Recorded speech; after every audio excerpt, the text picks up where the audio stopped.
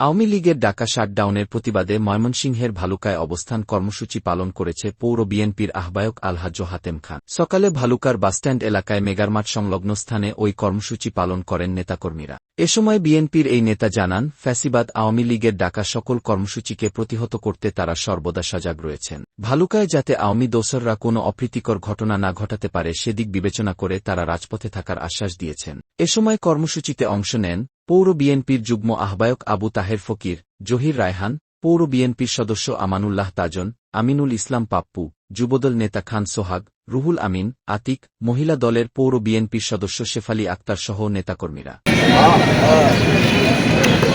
17 November স্বৈরাচার শেখ হাসিনা, খুনি শেখ হাসিনার রায় ঘোষণার দিন। সেই রায়কে কেন্দ্র করে আওয়ামী সন্ত্রাসী বাহিনী যাতে এই দেশে কোনো অরাজকতা সৃষ্টি করতে না পারে, নৈরাজ্য